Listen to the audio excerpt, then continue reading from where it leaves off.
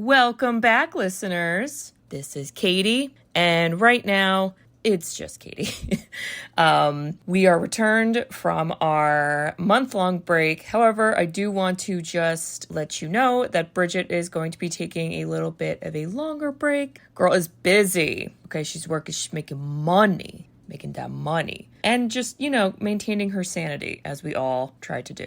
So she will be back in June. Okay. But we are going to be releasing some episodes. I am going to be hosting with some random people. It's going to be fun. It's going to be a surprise. I don't even know what's happening myself. So we're all going to be surprised, but just so you know, Bridget will be back and look forward to that return. So enjoy these next couple episodes.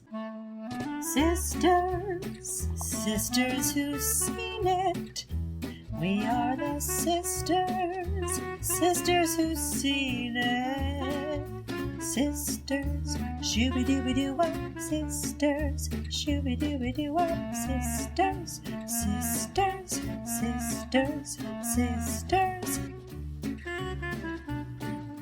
sisters who've seen it. Hello! Hello, friend. Hello! Listeners, do you recognize that voice? You've heard it on... Oh, here goes my memory. Oh, well, definitely the Santa Claus. Don't get it twisted. Tim Allen's a DILF. I stand by it still. Wow, she said it again. Okay, take a sip. You heard her on Scream. All right? That was a classic. You did a voicemail for Scream. And you have recommended just a billion movies. Yeah, and you know what, Katie? I'm gonna keep recommending them. Thank God. Listeners, this is Mel! It's my best friend, Mel! Woo! Mel's here. I'm so excited. You've been wanting to get on an episode. And I mean, you've been partially on, but this is we're diving in the pool. Full episode. Thank goodness. I mean, all my respect to Bridget, too. I mean, being the honorary sister this week. Yo.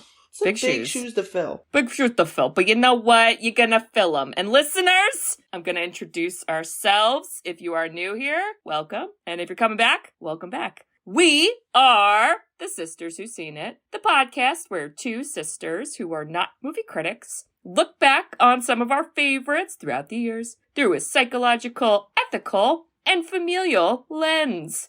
I'm Katie. I'm Mel. And it's true! Vagina Dentata! What is the movie this week? We gotta say it. Let's just do it because we're diving. The movie this week is the classic cult movie from 2007, Teeth. You guys know it. You've heard of it. If you haven't seen it, you've heard of it. It's iconic. Nobody I know has heard of it except for us. What? My theory's wrong? When I saw 2007, I was like, oh no, I thought it was older. No, we were we were in high school when this came out, which I think is why we watched this. And I believe this was a Blockbuster rental. Oh, absolutely. Yeah. At a sleepover, one of our sleepovers. We were just looking for movies, and I think we saw this, and maybe one of us knew a little bit about it, and we're like, here we go, renting it. I mean... We can't continue without recognizing that the tagline is every rose has its thorn. And the movie's called Teeth. The cover of the VHS had a girl in a bathtub. Yes. What are we supposed to think it is?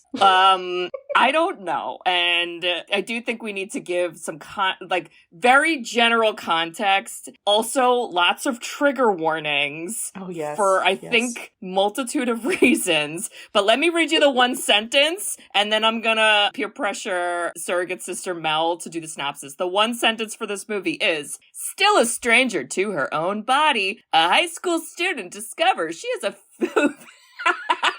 sorry. Oh, God. She has a physical advantage when she becomes the object of male violence. Oh, and there's our trigger warnings. Wow. I mean, it does describe it, but, if you're curious why it's called Teeth, use a little context clues where a lady might hide some teeth and men find it. Or really, I guess anybody could, but in this movie, it's terrible men, which is just, wow. My, like, other background behind this movie is that we did watch when we were 16. Yes. So people are probably already, I mean, you've told a lot of stories through the years on this podcast, so people are definitely thinking that you and your friends are definitely the coolest people in New Jersey. So We are. for us watching this, it was an event where we also then made our other guy friends watch it. Oh And, my like, God. the way we coaxed them into it is that we would bake, like, a little hostess cake or whatever, and we'd be like, No, let's it watch was a a movie. We made a cake. Full cake. Full cake. We baked a full cake, and it was in the shape of a penis. Oh, God. Severed penis. I'm sorry, children, if you're listening, you're gonna learn something today about the human body. Take a sip every time we say peen. Wow. Every time we say vagina Vagine. dentata. Oh, vagina dentata. Unlike the adults in this movie, we are not afraid to say vulva. gonna be Vagina, okay. as that one guy says. The amount of fucking lines that I wrote down. I know I texted you this, but like, it was absolutely insane. It was like my brain was like, ooh, like I was like getting like little like electric shots at every fucking line they said. And I was like, oh my God, it's coming back to me. We watched this movie so many times, and I do believe that I own it. I own this on DVD, and I got it when the same Blockbuster we originally got it from a couple years after was going out of business and having a sale, and I bought it for $5 because I was like, this needs to be in my DVD museum because it's iconic. A classic. Wow. And, all right, Mel, I want that synopsis. Give us the synopsis. Woo! All right. Take a sip. Take a sip. Just the basics. I did watch this for free on Amazon Prime. Woo! It did score an 80% on Rotten Tomatoes, a 5.4 out of 10 on IMDb. Oh, those are different. Very different. Those are very different. Yeah, I tried to look up the director, Mitchell Lichtenstein, but he pretty much only made other weird culty movies like this, except for Happy Tears with Parker Posey and Demi Moore, which are names we both know, but like Love Parker never saw the Posey. This was the first time I recognized the writer-director was a man. Yeah. I assumed it was not. And I gotta say, knowing that, I didn't come out of it being like, this would have been different by a woman. I think this person did a good job of representing what women experience, and unfortunately women who may have been in a circumstance like sexual assault or anything under that umbrella. So yeah, that was interesting. One thing too about this movie, it's categorized as a comedy horror. I agree with that. 100%. Correct. If you're not laughing during this movie, you should go. This movie is meant to be laughed at and with, and every moment of every second, like I did by myself, cackling like a witch in her cottage. The neighborhood children are scared. I'm telling you right now. I definitely listened to this movie way too loud for Oh like, God. I'm like, oh no, what do people think of me? You're also traumatizing the neighborhood children. Oh God. So what I wrote down for comedy horror, and this is just my little intro to synopsis, is like any movie where women are taking back control from situations inevitably, quote unquote, to happen because of the male race is this category. It's always comedy horror. Because if this was like just horror, it would be the perception of the man. Like the man would be the main character, like, how is this happening to me? It's like, she literally like trauma. This whole movie. I'm like, this girl is this needs a matter of a day? She needs the biggest therapy session that's ever existed. I'll tell you that right now. Oh my God, a lady therapist, please. Yeah. Oh my gosh.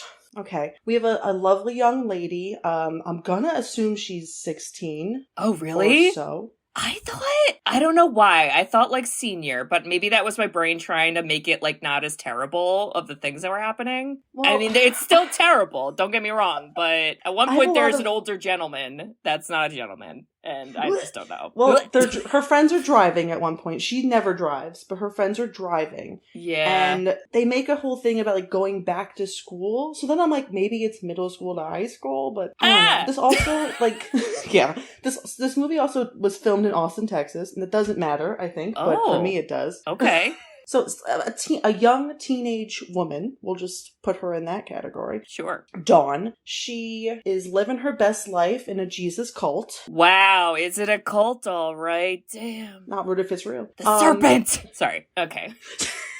She has her gal pal, and think that gal pal's boyfriend, and they're like, you know what? Summer was great. We had the time of our life. Can't wait for school to start tomorrow. Wow. And then enters something that I guess she hasn't thought about for the past 16 years, which is a guy that looks at her really long. Too long. Too long. Way too long.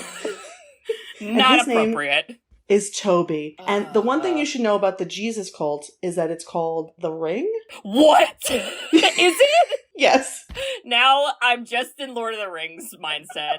Where's Frodo? Where's Gollum? I'm ready. Wow. So it's called the Ring. And I would say based on the purity ring, and they're all wearing it. So she meets Toby. She's like, high school or whatever is going to be great. We find she's really close with her mom, who got remarried to some guy. I already forget his name. I don't know his name, yeah. And he has a son. So she has a stepbrother. Ugh. Stepbrother, whatever. And I also was trying to figure out his age. I think early 20s. I'm also going to agree with you with that. So we get from the start that the quote-unquote dad and mom are like, we love each other. Mom is sick. We don't know with what. Ugh. She's very supportive of Dawn. Nobody likes the other kid, whatever. So we go to high school. He's a bitch. It's tough being a purity cult member at high school. Everyone doesn't get it. No. Eventually we lead to temptation, and it kind of goes into a thing where Dawn is just faced with, I've never felt this way before, and finding that she's meeting a lot of different elements of people that maybe she kind of was secluded from in her little safe purity cult, which is usually where you think that she would be in the most danger.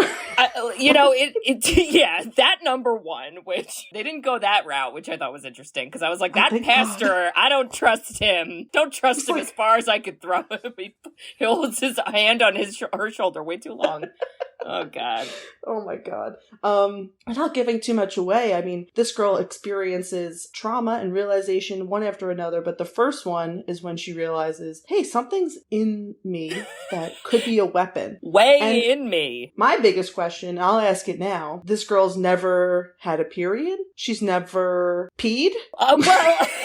You think the teeth are affected by pee? No, but like when you wipe yourself, like, but I think acts like she's never seen a vulva in her life. Oh, well, that's that is a point. She comes to the slow realization after a lot of what's happening to me's of, I guess I'm not pure, I'm a monster because I have impure thoughts, and also I might be murdering people, cutting off a major vital organ. Debatable. Might be justified. Who am I? I don't know. And she comes to this wonderful story of ups and downs, and essentially life shits all over her. But you know what? She dropped the purity ring like the Jonas Brothers. Wow. And she takes control in the end. And she, we have that fun smirk at the camera at the end because we see our girl Dawn go from innocent cult leader to Batman.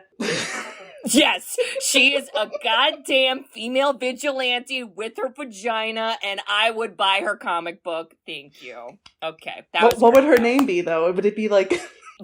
Dentata, like Lady Ventata. Lady Dentata? That's amazing. Who's making that? Hello, all you male listeners? Copyright. I do want to also give, it's a very low bar for men in general, but if you are a man listening to this, I do give you props because I'm telling you, I know so many dudes, not our guy friends from high school because we absolutely forced them to watch this and they just had to deal with it. And then they liked it, lo and behold. Yeah, but I know so many guys that I'll reference this and they it's like their penis goes in their body backwards. Like they're so afraid and they're like, I would never, absolutely not. And I'm like, it's a really funny movie. Like you need to watch it. What do you mean? It's good. And I mean, so kudos to you guys because I like this movie. I think it's done really well. I just think it's crazy. Like when I went to go Google, I tried to channel Bridget, fun facts about the 2007 film Teeth. The only thing I found was that it had a $2 million budget. And I think that's the only fun fact we need. That is pretty fun. I actually know one fun fact and I'll bring it up when we get to the scene, when we talk about it. Because I thought it was fun. But Mel, let's drop the ring, dive in the pool. And unfortunately, the movie does start out somewhat in a pool. And it's a baby pool. And I hate it so much. Wait, can we talk about the Jumanji drums?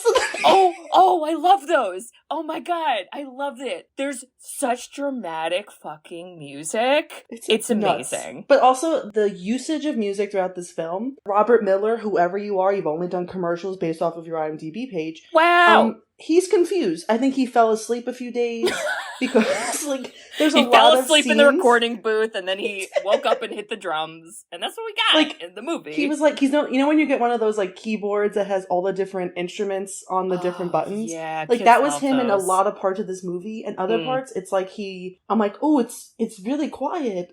Yeah. It did feel, I got that vibe too in the, because we get a little bit of a cold open. Fucking love the cold open. But after the cold open, there is a little like animation, I guess, of like, what are these cells? Vagina cells? This is sperm egg? I wrote Christy Alley in Look Who's Talking? I don't know. Like, that's what I said. Katie, I literally go, is this Look Who's Talking? Except it's like, it's like those scary like sound effects. So, but our cold open, which is important for context, is the very first thing we see, which I think does a great job of setting the tone, is you see a nuclear power plant, like straight out of The Simpsons. Imagine The Simpsons, but it's in real life. Apparently it's in Austin, Texas, and it's 2 feet away from a neighborhood, and everyone's cool with it, and little children are swimming in a baby pool on the lawn. It does also get progressively worse throughout the movie. Like, the smoke gets darker. Really? So it made me wonder, like, are the chemical smoke things a character, and did they make, like, in that Look Who's Talking opening, is that the chemicals? That was what I thought. I kind of got the sense that, like, a power plant gave us vagina dentata, and are there other women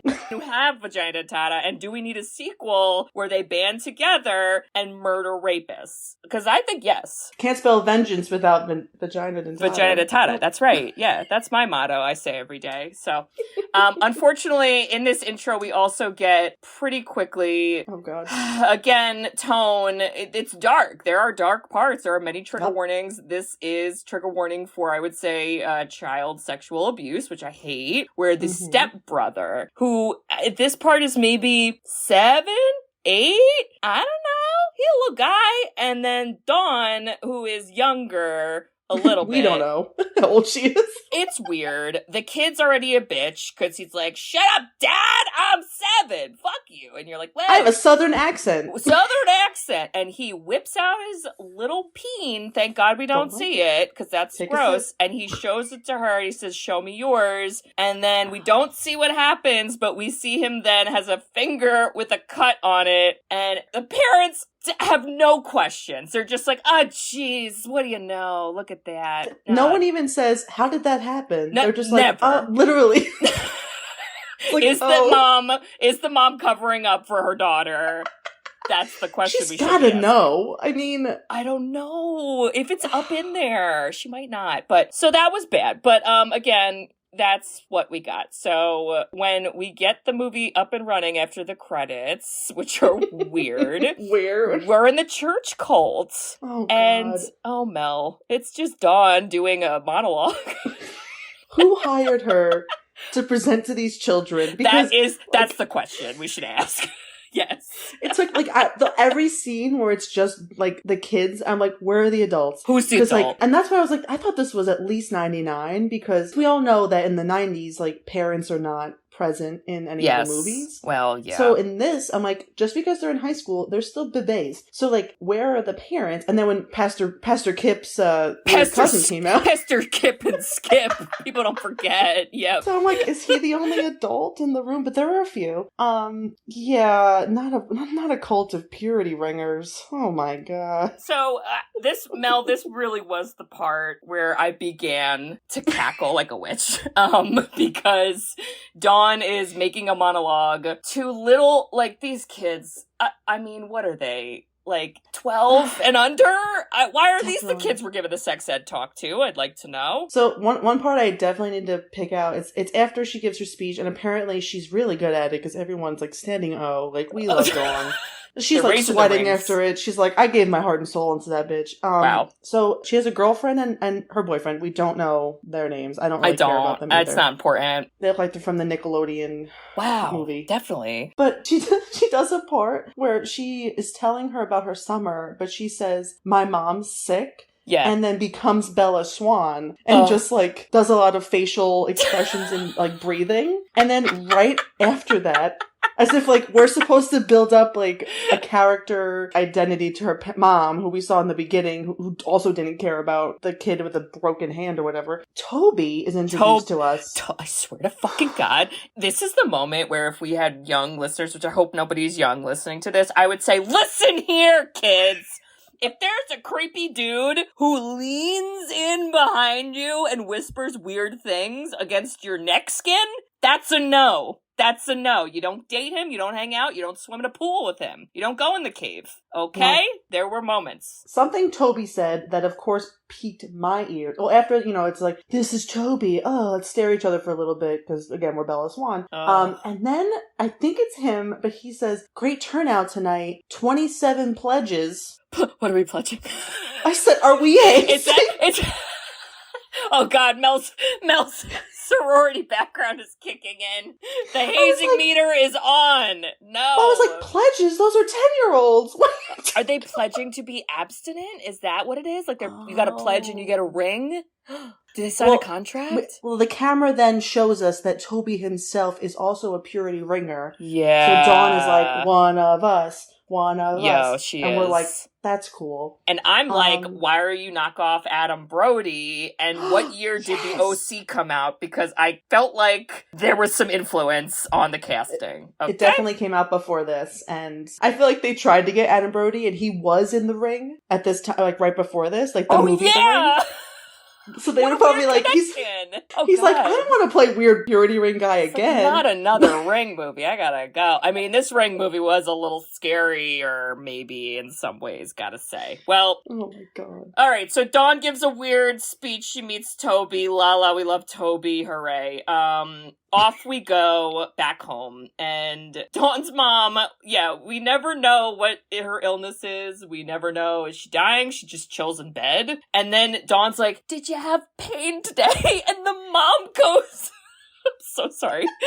Let's talk about young people's stuff. And then we all just move on. And not to spoil, but basically 5 scenes later, mom dies. So maybe we should have talked about the pain. I don't know. I'm just saying. It's almost like the reverse of, hey guys, let's talk about me now. Hey guys, let's talk about me now. Yeah, let's talk about young people stuff. It's a lot. We do see the brother too. So the brother is Brad.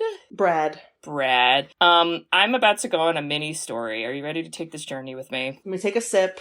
Yeah, we should, because it's pretty ridiculous. I'm sure I've told you this because you're my best friend, but you know of this person, Mel.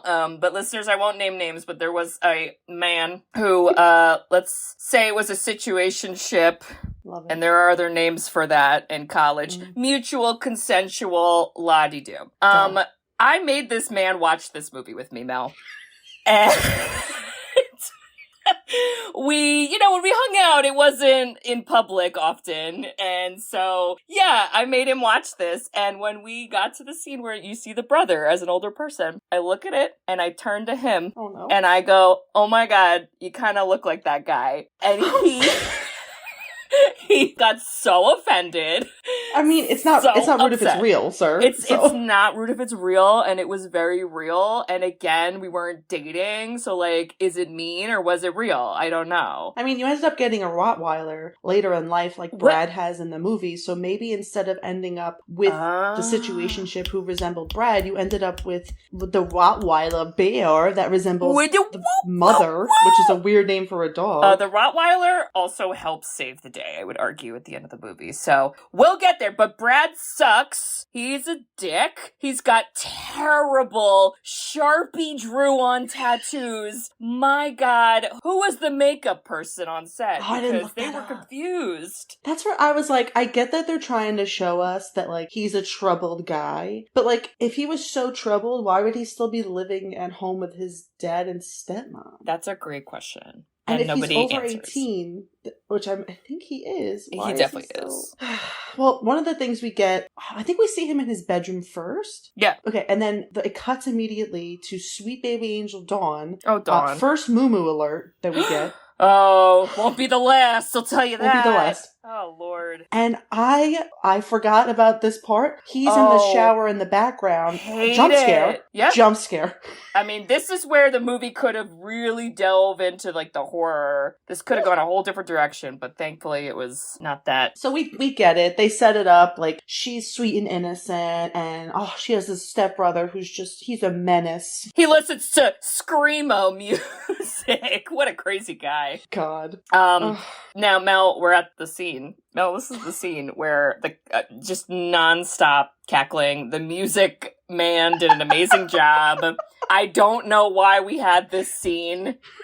I really don't, but I love it so much. It's the scene where Dawn goes to school. Do you think this was the first day of school? Is that why we were focused on this? You skipped the whole song that we got to hear. Which song? She was in her bedroom doing something, and Jesus music is playing, and Love is Worth Waiting For. Love is Worth Waiting For is blaring through the speakers, and...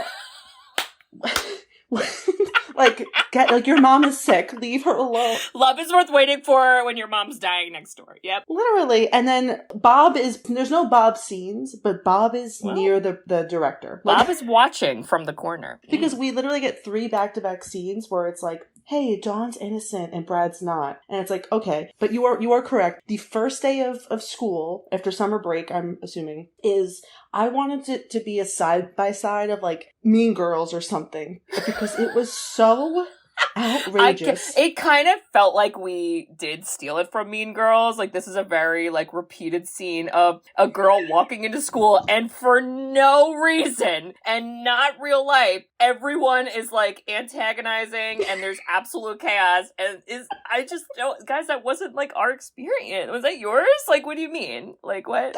Okay, I couldn't tell. First of all, her shirt also says, Love is Worth Waiting For. Oh my god, wait, is that why because there's a girl goes, Love is worth waiting for. And I was like, why did she say that? But, oh my god. I thought she was referring to the song the previous night until I saw her. She looked at Dawn's Spotify playlist and was like, this stupid bitch. I'm gonna make fun of her. Well, and then I'm like, okay, so they're either making fun of her for her abstinent mindset, or they're making fun of her, which I can kind of get behind, being a cult leader. Maybe it's you know what? If it's making fun of her for being a cult leader, I 100% support that. Also, there was the guy who literally shakes a soda and goes, well, yeah, you like cherry, pop or cherry, and he explodes it in Dawn's face, and Dawn does the weirdest smile, and we just move on. And then we meet this is where we meet this, I call this guy Rooster Guy. I know that's not his name, but... I called him Birdman! But do you remember why? Do you remember what we used to say? Yes. It was because when he has an orgasm, it sounds like he's crowing like a rooster! It's so... What's okay, his name? I should look up his real name. His name is Ryan. That's the character's name. Yeah, and at first you're like, who's this other guy with long hair and a ponytail in 2007? Short pony. He looks very excited by Dawn getting harassed by everybody on the show. He's not an upstander, just a bystander. And then his friend pushes him, and he falls in front of Dawn, and she fucking steps over him and goes about her day. She's like, I'm going to also abstain from helping you. She's like, and I'm busy being bullied, so excuse me. Thank you. God. Yeah. And the first person she sees is Toby, and Toby literally goes, oh, how you doing? She's like, first day of school, like, what are you gonna... Like, as if this happens every day. Wait, if this was a trivia question, I would have fucking got this wrong. I had no idea this was the first day of school. I thought this was any day of school, which was why I was like, why are we surprised about who Toby is? What do you mean? But I thought it was like the first day of school, because at the cult leader meeting, her and the girl are talking about what they did that summer. So... Oh, all right. Well, that's even funnier, because apparently on the first day of school, Mel, the kids in sex ed class, or health, I'm assuming, look at a book with weirdly drawn pencil sketches of a penis, and then the guy goes, all right, we're done talking about that, and they turn the page, and there is the biggest fucking... I wish it was a Lisa Frank sticker, but it's not. It's just a regular sticker. And everybody starts freaking out. What's this? Something's wrong with my book. It's like... The guy writes, excuse me, sir, this is something in my book. A sticker. A sticker. How did this not win an Oscar for best screenplay, you guys? For real. And meanwhile, the teacher is like fumbling because he's, of course, embarrassed about a vagina because, we're adults. And he's like, guys, that's not allowed. And then Ryan is like, well, they could show the peen. And he's like, it's different. Yeah, you know what, and, Ryan? I'm with you. I'm like, Yeah. show the vagina. Show it all. Everyone's trying to rip off a sticker, which, like, come on. Sticker? And they're all in a hustle and a bustle. Dawn just tries to be my a God. hero as the cult leader. She starts her explanation. She goes, I know why they don't want to show it. And everyone's like, why, Dawn? Tell us your psychobabble bullshit because you're so weird. And she goes, girls have a natural modesty. And immediately, this would have been me in the back of the class. Someone goes, Yes. Katie, I literally wrote down, is Katie in this movie? That's me in the background. And everybody's just laughing. And then Toby, because he loves her, top of his lungs, too. He screams, they do. Again, red flag. We didn't need to scream it. Toby's got anger issues. We should have seen this coming. I'm just saying. There are signs. So, something I noticed this time around, which I don't think I ever put two and two together watching this as a kid. The first girl who says, there's something wrong with my book, that's Brad's girlfriend. Yeah, that girl. I'm worried about her. But if Brad is 20... Oh, well. Oh, dear. Now we got more crimes happening. Oh. And, like, even later in the movie, Ryan says, oh, hi, Brad. So I'm like, did he go to high school and just, like, we didn't show him, or? Oh, he's definitely not going anywhere. I think he lives in that room. So I wrote down, we gotta call the police for this underage relationship, but also for those mutton chops. Well, yeah. We sure fucking do. Yeah. I mean, Brad, like, any scene we see of Brad before, like, we get closer to the end is just him reinforcing he's a dick. Treating his maybe girlfriend, maybe not, really terribly. And in many ways, he keeps alluding to that he loves Dawn, who is the stepsister. I don't know why we love someone we don't talk to or anything, but what do I know? But Mel, I do want to get to, we see some scenes of the gaggle of church children hanging out. We go on a hike. One girl's in a camo miniskirt. I had questions. Does she know about ticks? I love when they go to the movie theater. Oh. So then, instead of watching a rated R movie, they decide to go to a place that's known for people making out and having sex. They sure do. I mean, that's why I think it's so funny. Like, this movie, it's just making fun of everybody. Like, it's like everyone's stupid, and let's all laugh about it and watch some penises fly around, you know? I mean, there was a lot of vagina visual, like the tree we see, the cave itself. Did look like teeth. Love that. Well, and when she first looks up at it later, but it's more like kind of like a smushy kind of thing. And then after something bad happens, then it looks like teeth. So I'm like, is this a transformation metaphor? I love it, like, so much, because usually we talk about, like, butterflies, but why don't we talk about vagina dentatas instead, you know? I'm just saying, let's get on that train. But there is a conversation, Mel. We learn a little bit. Again, I would say we've got more red flags. Toby, red flags. Add them to the flag list, because it's growing. Toby, the way the scene starts is it's Dawn and Toby, just them, like, separate from the other two, seated in the woods. And Dawn is already speaking, which means she is answering a question. And she says, no, I've never done that before. Leading us to understand that Toby literally just asked this abstinence woman, have you ever boned before? And bitch is like, no, Toby, look at my ring. And he's like, right, me neither. I'm a virgin too. And she's like, great. And then he goes, in God's eyes. Yeah, and then the music goes dun-dun-dun. Dun-dun-dun-dun. It was Jaws. Like, it happened. You know what? I love that. In his eyes. And I wrote immediately canceled by Dawn. Well, that night, though, is when she is having some impure thoughts. And I thought about this, okay? Because my understanding of, I'm going to psychoanalyze vagina dentata right now. My understanding of vagina dentata is it seems to activate, if you will, when it's in danger threatened, in pain, right? Like, it's like bad stuff is gonna happen. So I feel like if she had masturbated, like, it wouldn't have happened, because, like, we're having a good time, and we're safe, and I don't know, I just kind of wish she did it, and, like, you know, release the beast. Well, instead we get another jump scare of a child bride and groom, Oh, which is them, hate it. because that's what I think about. That's when I also scream cackled again, so sorry, neighborhood kids. So she tries to explore, take some power. I looked at it as like Dawn taking some power and say, you know what? Toby did it, and he's okay and not in his eyes, or the heck Toby jerked off last Easter. Yeah, we'll learn that later. That's the worst. I'm like, I think it's been longer. But so then she unfortunately gets haunted by the children of the purity cult ringleader thing. Wow, phony dead corn. They're chanting purity, which makes her realize, like, oh my god, like, like, as a cult leader, I need to stay by my word. And she rolls over, it's pouring outside, which I think was a perfect missed opportunity to play Coming Clean by Hilary Duff. Was that song out at this point in time? 2007? It was definitely on the Hills, which was definitely out. Mel, they only had $2 million budget, all right? They definitely spent a lot of money on those prosthetics, okay? I don't think we could afford Hillary. Well, there's an amazing scene. We still quote it to this day. It's just the funniest fucking line that's ever been said. Dawn and Toby, first of all, they go to the same school, you guys. Like, I don't know why we have to be weird. There's a scene where Dawn, like, kind of shades Toby. It's like a science teacher, like, evolution is real, and Charles Darwin, and fuck the church.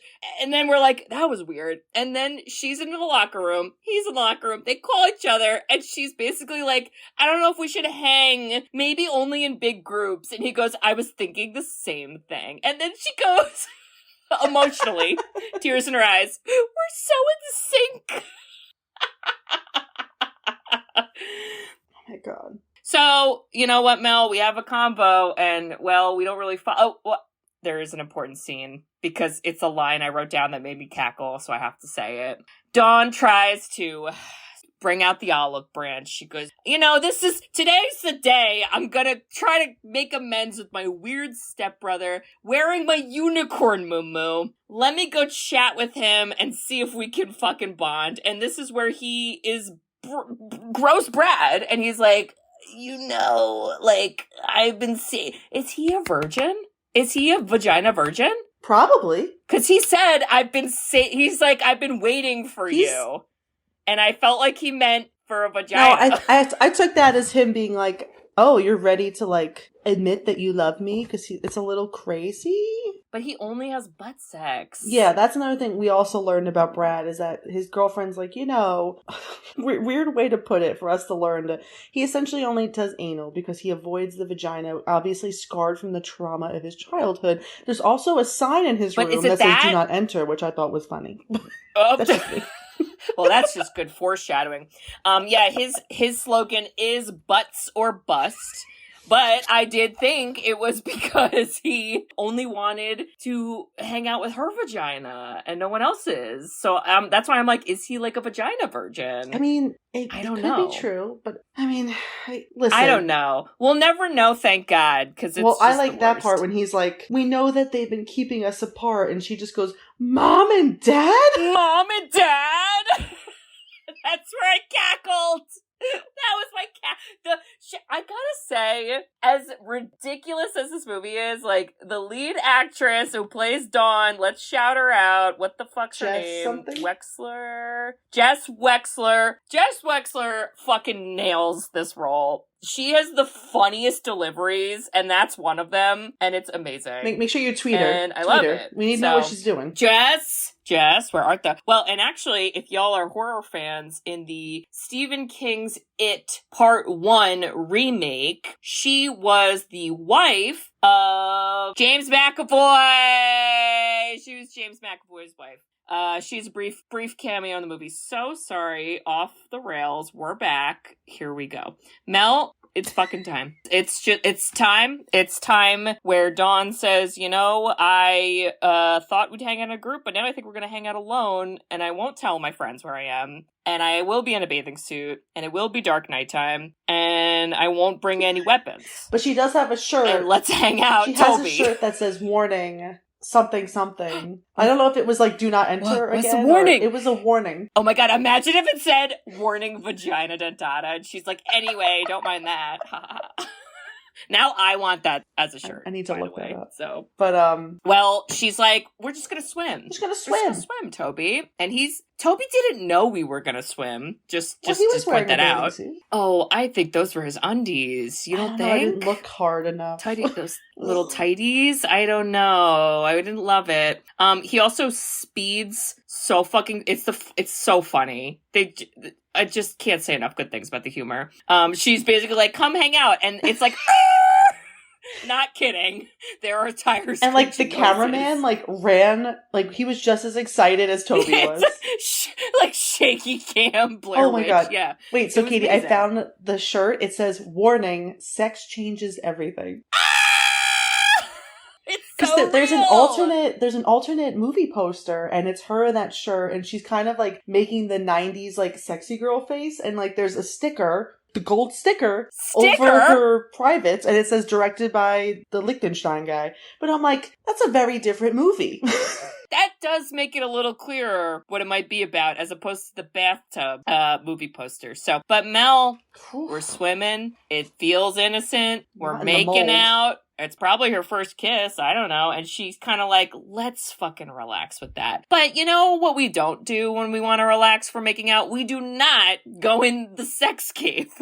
We do not sit on the crusty ass sleeping bag with sperm-covered walls, most likely. We don't do that.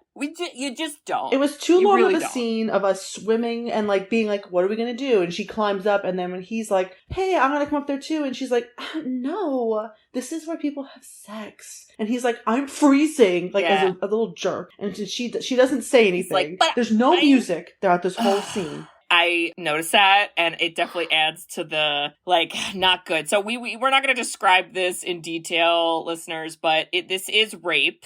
And this was interesting too. Again, watching it this time around, every interaction that she ends up having with different men in this movie in a sexual way, and they're all horrible, terrible interactions. They are all different instances of often what sexual assault or rape tends to be. And this is the very cookie cutter what people think of, oh, a man is forcing your pants down and forcing his peen in you, and you're saying no, and that's the only way it's rape. And you're like, okay, that's absolutely not the only way, but it is a way, but it's just not the only way. And that's what he does, and she is yelling no. She says, I am saying no, and I said consent, queen. Consent. And even if you don't you need consent to move forward, and not talking is not consent. Thank you. If somebody is non-responsive, if someone says no, if somebody is under the influence, if somebody is unconscious, do not, Yeah. Well, girl may or may not have a TBI, because he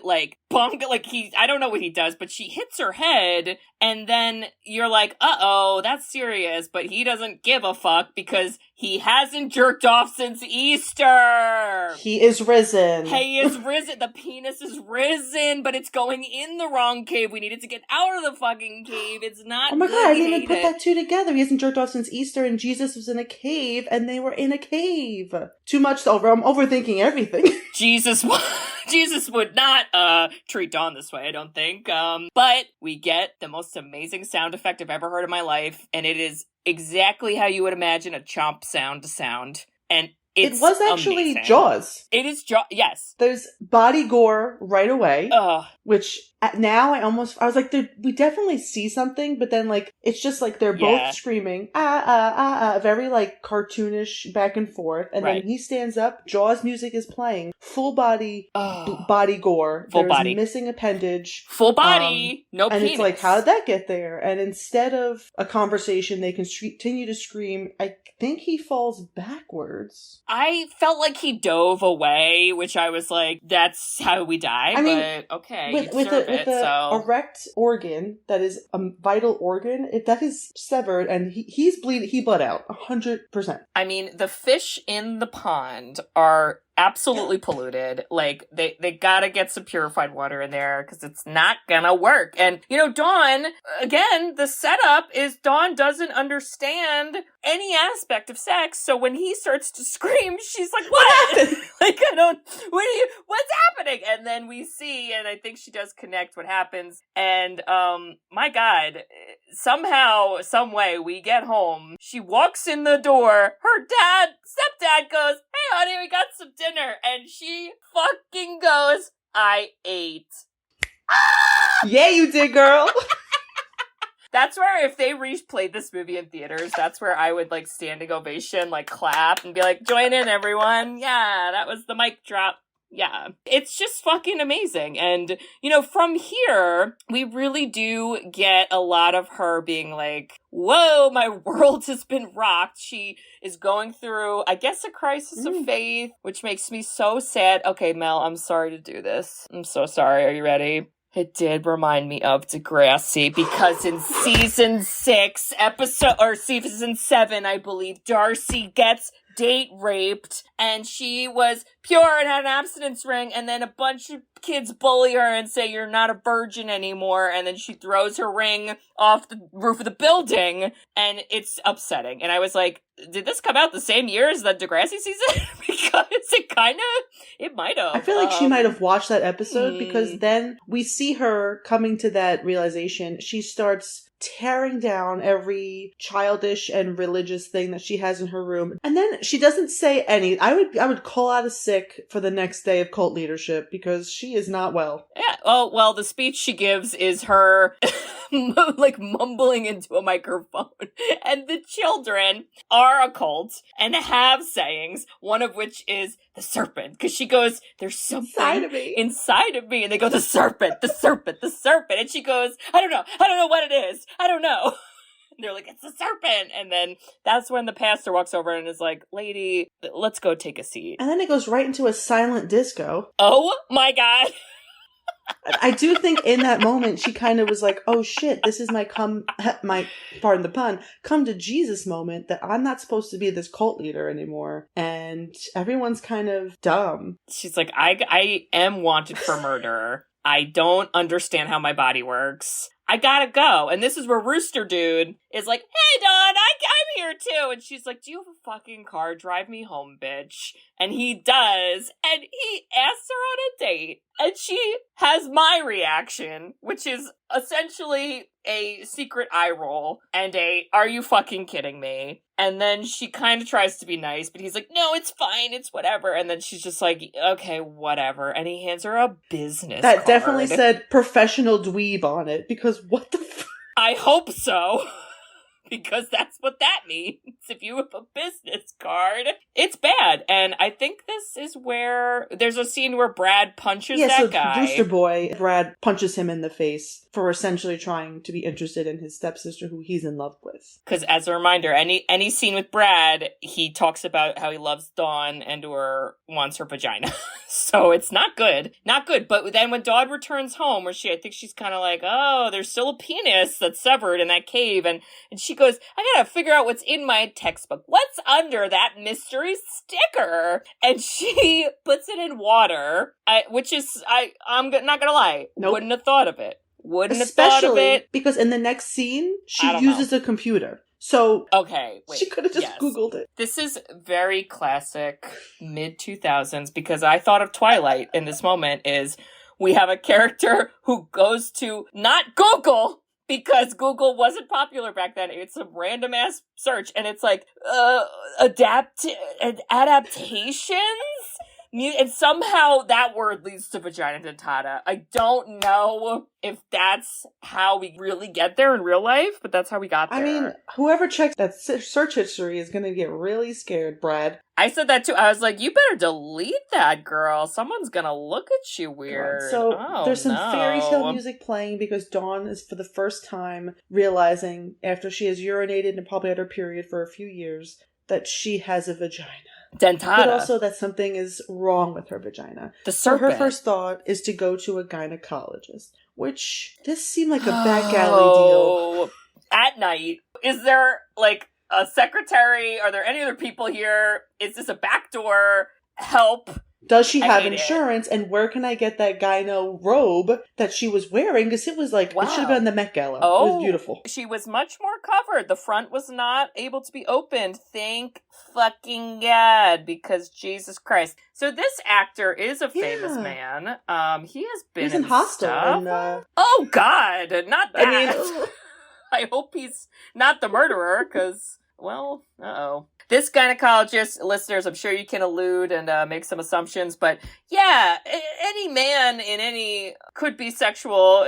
The gynecologist is not a sexual place, but he turns it sexual and is very uncomfortable. It's hands, it's bad. And this example, I was like, oh, this is the type of sexual assault where there is a power imbalance, which I think people start to get away from believing when people speak up about their experiences with that, because they don't want to hear it, because it's not the typical what we saw the first time around. But this is absolutely assault. Yeah, right away, as he takes out the glove, I'm like, wait, gloves are for... Though when the glove comes off, gloves do not come off. The gloves do not come off. And he says to her, oh, is this your first time? And she's like, yeah. And he's like, And I'm like, No, he says, don't worry, I won't bite. Oh, well, she did. Her vagina sure will. Yep. And I mean, the only thing I'll say, which, I mean, there are trigger warnings, but these scenes are not, they're not super long. They're not exploitive. You're never seeing, like, her body parts, thank God. And more importantly, all these pieces of shits get their comeuppance, and he gets his fucking 4 fingers bit off, and before they get totally bit off, he goes, what did you put in here? And I feel like this time the teeth like held on for dear life, because the struggle. The teeth were like, this guy needs to learn a lesson because it's not his penis, so I gotta make him remember. I feel like it was the exact scene where the shark in Jaws is like wriggling around a body in his mouth. Oh, with Quint, where he grabbed Quint and he's like, and I was like, I don't know if this is trying to be comical, but also nobody else works there because she's screaming and he's screaming. Screaming. Nobody's there. Absolutely screaming. Yep. And as he, falls to the ground finally with his fingers cut off, he yells, "It's true! Vagina Dentata!" Like, what do you mean? Like, sir, why is that where your stupid brain just went? He's like, I'm a doctor, but... Were you Googling that earlier as well, sir? Oh my God. It is just, it's terrible, but it's also amazing. That's why this movie just, it's a little whiplash, but I like it. It's like a roller coaster. I'm ready. But unfortunately, from here, we have a circumstance where mom is, I don't know, dying dead on the floor. It hurts me. It's so sad. And now we're at the hospital. And then the stepdad is like, hey, Dawn, I'm not going to ask you about your life. Get on home, girl. See ya. Better go sleep there. And she's like, okay, bye. And I was like, do you guys want to hug or have a conversation? No? Oh, you don't? Okay. Well, all right, her vagina just killed people, but it's fine. Well, okay. Did we go to the part where she's riding her bike home and she sees the policia? That happens after the gyno. Yeah, but and so, like, before if he's a missing persons report, why wasn't she, like, interviewed? Well, because no one knew that they were on the sleeping bag in the scary cave, Mel. Close. Obviously. But you're also right. So when she's at the hospital with stepdad, he has a name. We don't know it. It's just something. But she's laying on his lap and she's hearing these crunching noises. Chomp, chomp, chomp, chomp. Which, when she opens her eyes, it would have been more comical if he was eating a bag of chips. That would have been awesome. Like, the fact that there's, like, she just is hearing that in her head and she's like, it's me. It's my vagina. It's like, hey, lady, give me something else to eat. Nom, nom, nom. That's what it sounds like. Full Little Shop of Horrors right there. Oh my god, that's exactly what I thought. If only the vagina sang a song, guys. All right, well, don't worry, Mel, because now she goes to Rooster Dude, whose name is Ryan. Why didn't she go to her girlfriend to talk about her girl problems? She's Christian or something, Mel. She wouldn't understand. She's part of the Jonas Brothers called pre-2010. I don't know. Oh my god. She goes to Rooster Guy, and she immediately starts confessing to murder. She goes, I killed them. And he's like, huh? And she's like, that's right. They're all dead. It's me. Something is inside of me. It's vagina dentata. And he's like, this bitch is crazy. But don't worry. I'll put her in the bathtub. This is where we get our movie poster. She's sitting in the bathtub. I personally wouldn't, just go take a bath at someone's house, but I don't know. Maybe if I had vagina dentata, I would. And this is the problematic moment where he gives her definitely some type of sedative, something not good. Yeah. Hate it. She just pops it. She's like, I don't even have any questions. That girl has seen some trauma. No questions. He then immediately is lighting 50 candles. This is a fire hazard. Which, also for me, it's like, hi, I murdered people. I have vagina dentata. And he's like, you know what I'm feeling? He's romance. like, that sounds like sexy time to me. Let me get to that, teeth. Mm-hmm. Well, he pops champagne. Bitch is in a robe. She's not even in a robe. She's in a goddamn towel. And then she says a line where she goes, this is how I'd always dream it would be. She's in a robe surrounded by 800 candles in a garage with champagne, and everyone's awkward. And I hate it. I'm like, is this your wedding night? Girl. And then, and I remembered this scene very differently. I remember this next scene as her on his bed, waking up from being asleep, and he is rubbing her boob and using a vibrator on her. But that's not how the scene goes. She's already awake, but I believe she's still kind of... She's a little groggy. I don't know if we would have got that same setup had she not been drugged, so I don't love it, but she does kind of give consent where she's like, yep, that's good, and then, it's all great, and he gets a condom. We love safe sex.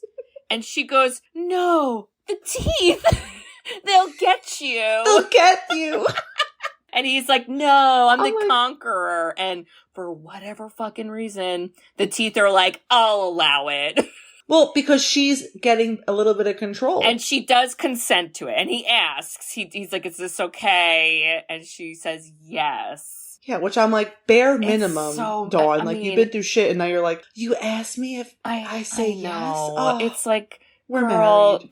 Come on. I mean, you know what? I hate to say it because she's a teenager, but at least our girl got some. She got some. And consensually got some. Consensually got some. And then after this is where I feel like she starts to be like, oh yeah, I have a body that's like a lady body, and you get a full frontal shot. Let me look at my body. I know, and normally I wouldn't like a scene like that, but I did feel like it made sense in the story of her being like, oh, I've never actually done this and looked at myself in a mirror, and now I am, and I'm becoming a little more comfortable with myself, and I was like, I allow it. It's not gross, and it's quick and fine. But Mel... she's like, I gotta go to the police, I murder people. And he's like, but what about my finger vibrator? And she's like, you pulled me in again, son of a bitch. And now we're having sex just what they thought they had. Just what I thought they had.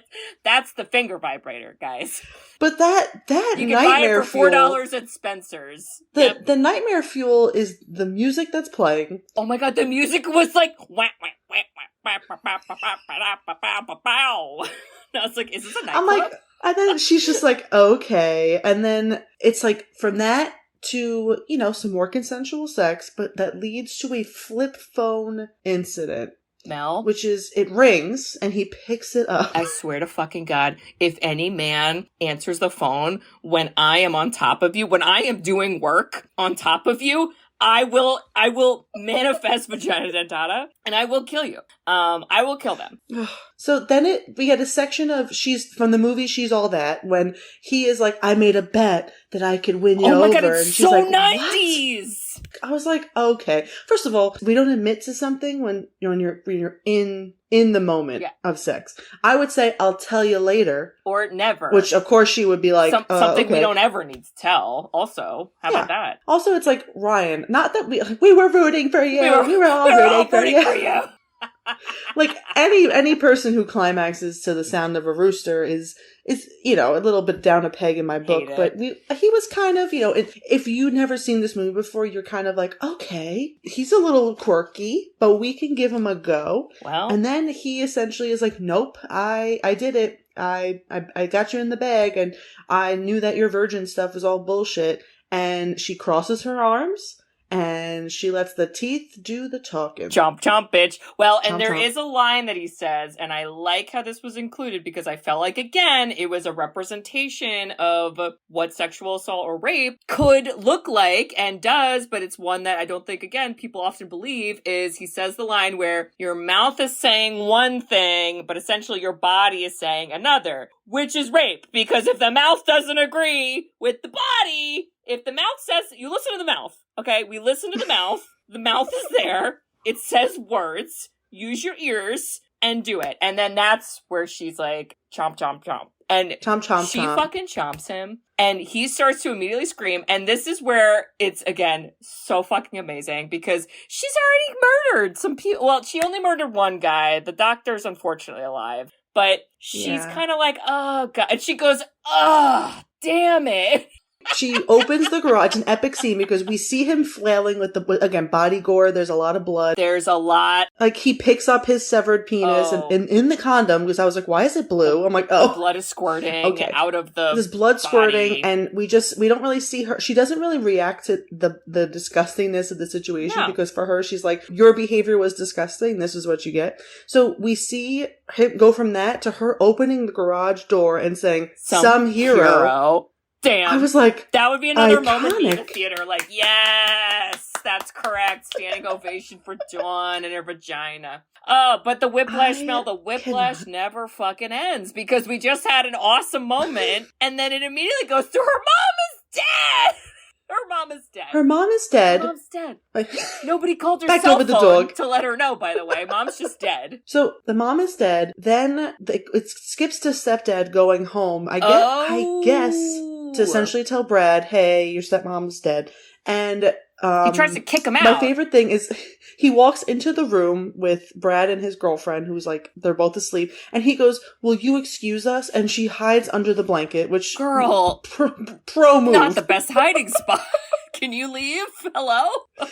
So it's a very dramatic scene of like, get out of the house, blah, blah, blah. We're fighting. The Doge is on the wrong team. The Doge doesn't know. The dog just wants treatsies. Doge doesn't know what it doesn't know. It's just trying to get treatsies. Just trying to get treatsies. Oh, I love the Doge. So, the dad's like, blah, blah, blah. I don't know. I feel like, again, that scene is just another, like, Brad's an asshole scene. Like, I don't think we even needed to see that scene. Well, and then this is where Brad goes, I loved her, Dad. And he goes, she loves you too. And then he's like, God, get the fuck out of my room. And I was like, thank God we ended that because we don't need any more conversation. I feel like we just needed that scene because he goes to the hospital because the dog, quote unquote, bit him. So he has to go to the hospital with Brad's girlfriend. Unknown girl of the year. And that's when they're like, your mom's dead. And then the girlfriend says, I'm so sorry. She was screaming for help, but Brad told me to ignore it because that happens all the time. Which, first of all, live with that with the rest of your life, girl. That bitch is a bystander. If I ever saw one. You know what? We needed her in this movie just to, like, learn more about everybody. Because in that moment, Dawn is like, are you effing kidding me? This is where Dawn becomes Batman. And I am here for it. I'm here for the cape coming out of her vagina. I am ready. The next shot is the beautiful, and I love when movies do this, of the mirror shot of female rage. How it's always calm and it's slow and usually men F this up in movies or in any scenario. They always depict female rage as screaming and hysterical when in reality, true female rage is quiet, slow, and you're about to fucking hear her True roar. female rage is putting on your mascara so daintily. And blue eyeshadow. Very blue eyeshadow. And girl, What was that about? Dawn was going for the Oscar. Dawn was going for the acting Oscar, and I think she earned it because she walks in that goddamn room, and Brad's like, oh, and she starts, like, petting his, like, shoulder chest and his, weird tattoos. I don't know how they didn't smudge off, but they didn't. And he is like, whoa, what are you doing? And she's like, what, are you afraid? And he's like, no, bleh. And I'm like, oh, Dawn, you crazy. And we all know her plan, and her plan is absolutely amazing, is she's about to bone her stepbrother for the good of society and her mom's vengeance. And the way they film this is there is insertion. She's very calm, and he kind of pauses, and he's being disgusting. He's like, oh, I thought about this forever, blah, blah, blah. And he goes, ever since we were little, and he pauses, and we get that fucking flashback. We get that flashback to his little bloody finger, and it shows her as a little girl. And her little teeth. Like, she smiles, and you're just like, she's smiling like, bitch, I know. And then I think, like, do you really think he connected the dots of, like, uh-oh, there's a vagina dentata in the area? Because, like, they start to have intercourse, but then he is like, uh-oh, wait, I always have anal. And then she's, like, essentially like a child, like, no. And I'm like, good, stick to your guns. Yeah. And then he's very skeptical, and that's, I think, why he's like, you know what? This is too good to be true. And then I think that's when he's like, wait, and he tries to exit he does, the and building. the vagina dentata's like, absolutely not. You are mine, She's bitch. like, you're gonna get murdered. And she don't say anything, and she don't scream. She doesn't even say any lines in this scene, and it is amazing. Again, I would be standing, clapping it the whole time. Someone would tell me to shut up, but I won't, because it's great. And she stands up. He is missing his peen, and he's looking around for his peen, and it's a shot up between her legs, and it... Boom. I was like, okay. Like, that girl who's never understood she even had a vagina had some Kegel muscles working it out. She should have one of those 80s style, like, workout videos for your Kegels. For her vagina, yes. Well, and Mel, this is where the dog, as I would argue, saves the day. And the dog, who's the best dog, runs out, and he's like, yeah, get her, dog. And the dog's like, no, bitch. I'm a lady dog, and I know that you suck, and I'm about to eat your penis. And the dog fucking eats the penis, Mel. Oh my god. Normally I'd be... The sound effects? Normally I'd be upset about it. But, dogs eat crazy things. And in this case, it was for the good of society. And this is where the fun fact comes in. That prosthetic penis was made out of sugar. So it was safe for the dog to eat. Oh, we love that. I know. The more you I know. love thinking about the animals. I know. And of course, because PETA, I think, was watching this, and they were like, you sons of bitches. Because as soon as you realize the tip of Brad's penis has a Prince Albert piercing. Oh my god. And it was abnormally a large ring too that there's big. no way that's a real thing. That's getting caught on your pants every second. No way. And so the dog immediately spits it up because at first I almost forgot. I was like, that's not good for the dog. But then it was fine. And the whole time, Dawn is just like she's in shock, but I think she's also like, tee.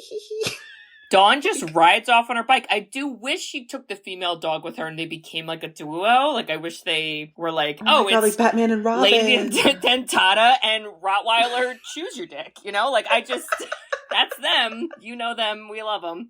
But no, Dawn goes off on her own.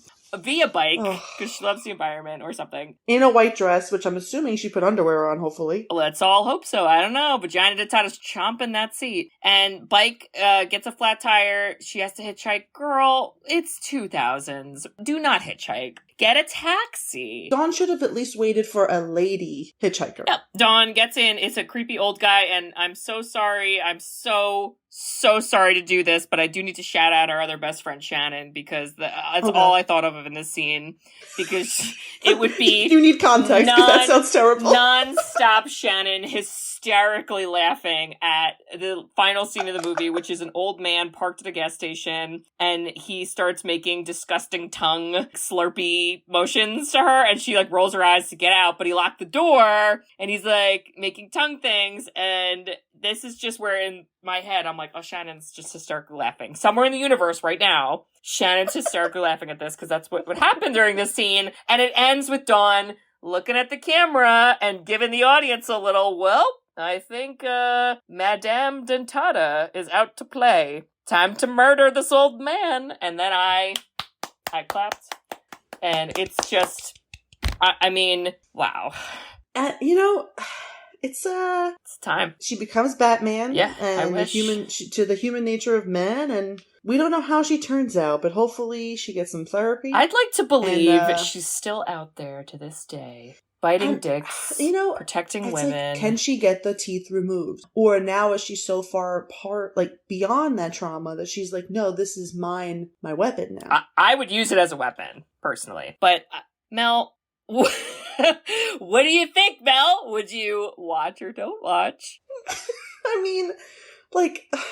Listen, it's not going to be a movie I watch every year. It's not even going to be a movie I watch on special occasions. Okay, I don't even know if it's one of those movies where I'm like, hey, you've never seen this movie before? Let's watch it. I think it's one of those, like, the next time, like, all of our friends are together again, I think we should watch it. Honestly, together. I'm absolutely down for that. And I alluded to this, but I do feel like whomever I end up dating, this will be like an initiation. You gotta watch this. I hope you don't look like Brad. I don't think you will. I think I learned my lesson. Let's hope so. But let's hope so.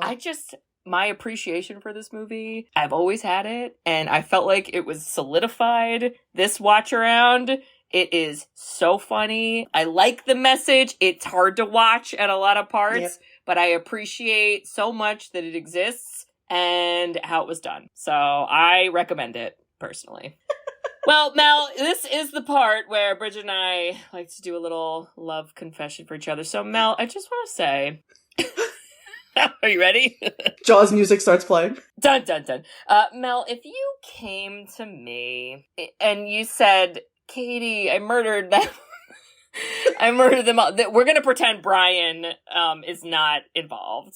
Brian is safe from this scenario. I murdered them. I murdered them all. Oh my God, it's vagina tata. Mel, I'd get you some wine. I wouldn't drug you. I'd be like, you want some wine? I'm like, this is amazing. Let's write a comic book. Let's get you on talk shows. Do we want to go murder people? I'm ready. I'll clean up blood for you because I love you. I do that for you. Katie. Yes. Well, you know what, Katie? Wow, what? If you were part of a purity ring cult. Oh, God. And you were confused about what to do next, whether to put on the shirt that said, love is worth waiting for, or to make really weird comments in sex ed class, I would stand up to you like Toby did. Whoa. And I would say, she's right. I agree. You'd agree with... both get bullied. You'd agree with me, right? Like, okay. Yeah. Okay. Absolutely. Wow. It's either that, and then later we're both doctors in the scene where Ryan is getting his penis surgically reattached. Oh my God. And we missed this part. We didn't say it. And you would be the doctor that says, I mean, what's the point? What's the point? I would say that. And I was like, first sorry, of all, but rude. Is it rude or is it real? I don't know. You're right. You're right. But yeah, that's how much I love you. Wow. Oh my God. And you know what, listeners? If you also would, clean up dead bodies of your vagina dentata best friend, and if you would, shout out in class, yeah, they do, or whatever, agree with your friend, whatever they say, okay? And if you think that Dawn needs to go to Gotham City, team up with Batman, and if he's nice to her, they can have consensual sex if she's in agreement and it's safe, but then she's gonna murder a bunch of other people, and it's just gonna be a whole pile of penises left somewhere in the street, and somebody's gotta figure it out. And I would watch that, and I got lost on that, but I hope you're with me. And if you think all that, you should write us a review. Yes. We love reviews. We love written reviews. You can review us on Apple Podcasts, along with some other podcasting apps. And we also have a website, sisterswhoseenit.com. On our website, you can request a movie. So Mel has done this many, many, many, many, many, many times. It's so easy, right, Mel? It's so easy that I do it all the All time. the time! There's many requests. They're good requests, but, all the requests we get, they go on a list, and we look at the list every now and then, and we will do it eventually. So get on there. And normally this is the part Bridget would say, but I'm going to say this. We also have merchandise you can buy. Go look on there. We've got some funny stuff. I really want to put a teeth thing on there, and I know Bridget's going to hate it, but I might. I think what you should do Which one? is the book with the sticker, but it's a Lisa Frank sticker. Or just open legs and then a Lisa Frank sticker covering between it. Will I get sued by Lisa? Possibly, but Lisa. Guys, would you buy that? Let me know. I would. Yeah, so please just check it out. Lots of stuff on there.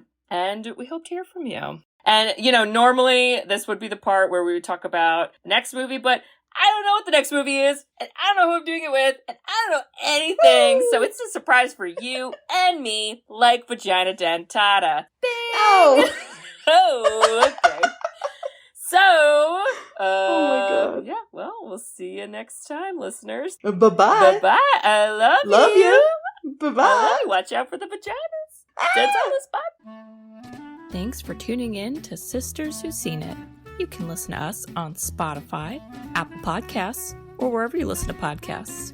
Check out our website at sisterswho'veseenit.com, where you can email us, request movies to be reviewed, and keep up to date with all things sisters. Also, make sure to follow us on Facebook, Twitter, and Instagram. See you next week.